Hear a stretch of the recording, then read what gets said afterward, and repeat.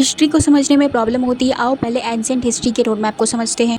पहले आता है स्टोन एज। इस समय इंसान जानवर को मारने के लिए पत्थर का यूज करते थे। इसे हम 3 भागों में बांटते हैं। पहला है पैलियोलिथिक एज। इस समय बिल्कुल बेसिक पत्थरों का इस्तेमाल होता था। दूसरा है मेसोलिथिक एज। इस समय में पत्थर के छोटे और धारदार हथियार बनने शुरू हो गए थे। और तीसरा है नियोलिथिक एज। इसमें तीर और भाले जैसे हथियार बनने और लोगों ने पशुपालन और खेती करना शुरू किया।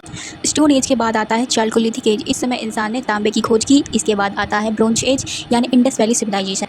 इस समय लोगों ने पहली बार ईंटों के घर में रहना शुरू किया और लोगों ने कॉपर और टिन को मिलाकर ब्रॉन्ज एज का निर्माण किया। फिर आता है वैदिक काल, जिसके अर्ली वैदिक काल में ऋग्वेद लिखा गया और लेटर वैदिक काल में यजुर्वेद, सामवेद और अथर्ववेद लिखे गए और साथ में इंसानों ने लोहे का इस्तेमाल करना शुरू किया। इसके बाद आता है जनपद और महाजनपद। हमारे देश में 16 महाजनपद हुए। में सबसे बड़ा महाजनपद मगध था, जिसके ऊपर सबसे पहले हड़प्पा वंश का राज था। कुछ समय बाद मौर्य वंश ने इस पर शासन किया। इसका सबसे बड़ा राजा था अशोक। मौर्य वंश के पतन के बाद कोई बड़ा साम्राज्य न होने के कारण इस समय को पोस्ट मौर्य पीरियड कहते हैं।